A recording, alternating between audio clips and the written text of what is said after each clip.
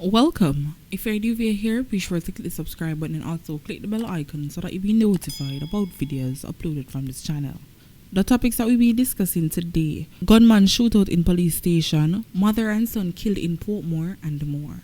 A taxi driver who was being sought in connection with Thursday fatal hit and run along Washington Boulevard in St. Andrew has turned himself in to the police. The man apprehended in the company of his lawyer, senior attorney at law Anthony Williams, this afternoon. Williams disclosed that relatives of the taxi driver came to him on the day of the incident and immediately contacted the police with a view to go in with him to the police station. According to him, the cabbie was unable to report to the police earlier because he was emotionally distressed, and had to seek medical attention. The attorney said that he is now awaiting for the police to arrange a question and answer session for the taxi operator. Asked what were likely the charges to be laid, Williams said causing death by dangerous driving and failing to report an accident within 24 hours. Williams said the taxi driver's response to the accident is that the woman suddenly ran across the road and came in contact with his vehicle. The deceased is 42-year-old Philantra Hay of Red Hill, St. Andrew. The accident took place in the vicinity of Washington Boulevard and Aldine Drive. It was reported that Hay was walking along the roadway when she was hit by a motor car that sped away. She was taken to the hospital where she was pronounced dead. People, it's like say me did know say it would have to be a taxi driver. When would he first come and talk about the incident, but did I make know say the taxi driver and the bike man them drive and ride like say at them on the road.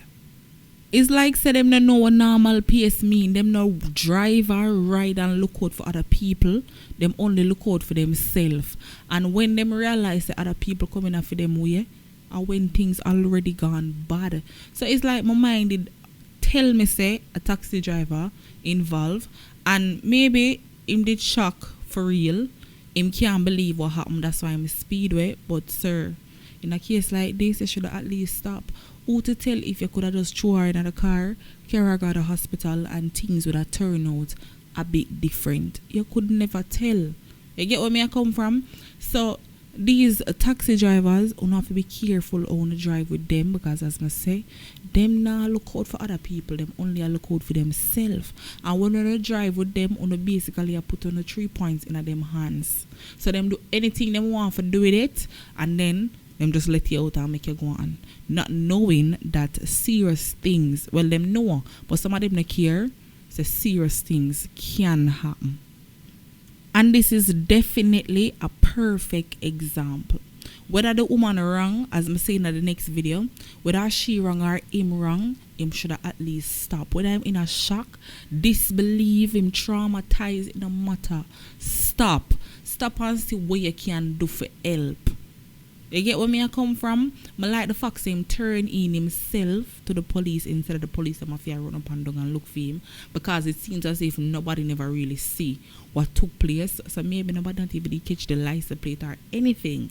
So it probably would have been a challenge for the police them for trying to figure out who did this, who responsible for it or whatever. So I like the fact him turn in himself and be honest. I love that. But things are gonna get worse for him because him take more than 24 hours to do that, and him lick car and gone.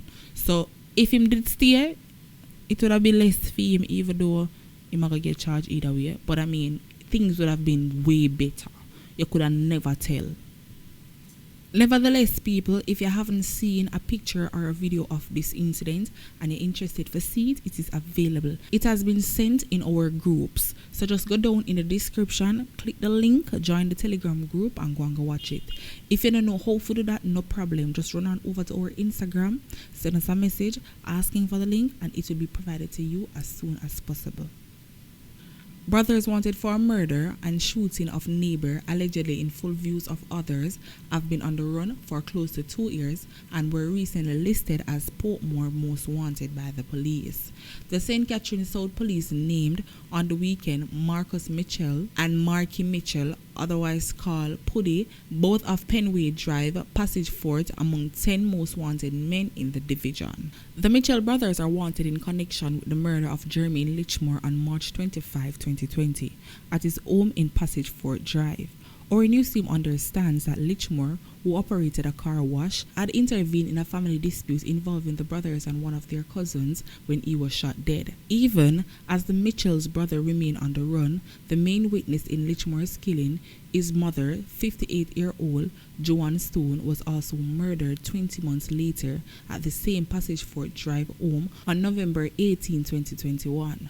Stone became disabled after she was reportedly struck by a bullet in her leg at the time her son was killed at their gateway. The wanted brothers were the targeted family immediate neighbor for several years. Stone, according to relatives, would often be engaged in outdoor bursts about Lichmore's fatal incident over the neighbor's premises, saying, "Una pitney them kill off my pitney and shot me and I can't walk." Reports are that Stone was killed when gunmen posing as customers entered her yard, ordered a cigarette, and shot her in at least front of 2 children.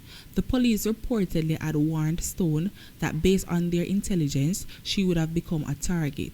She had reportedly received information that she would be killed inside her home. On at least 2 occasions, shots were reportedly fired in her direction while standing at the front of the yard. Since then, relatives told our news team that Stone stayed to the back of the premises in hiding, hardly ever leaving her home. Her family told our news team in an earlier interview that she had nowhere else to relocate and they have been watching over their shoulders. Since the incident, and with the brothers still at large, steps has been taken to enhance security at the premises they have called home for decades. The Portmore police say nobody has been charged for the mother and son murders, and both investigations are still ongoing.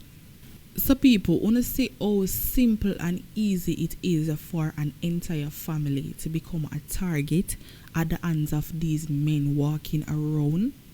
It is so easy. That's why most of the time, when you see people not going to people business, you have left them alone. All when you and them are close friend, close family, left them alone. Call the police will be more easier for resolve whatever is going on. So because this man did it on spot and say, one look back and forth argument a go on or one look altercation, and then probably see where it is not necessary, and he might feel like say, everybody a friend, so me can talk to my friend. This is the outcome. And even a year later, the family was still a target. Up to this blessed moment, that family is still being targeted.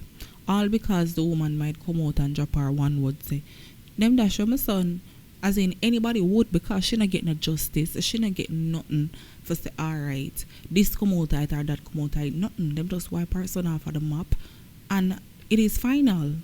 So the lady, she go upset, she go talk, and then in the same incident, she lose her ability to walk. So it go ride her every day. She go want help, she go want justice. So that is what make the lady get up every day or every other day, probably every other week, and talk about it because she is hurting inside.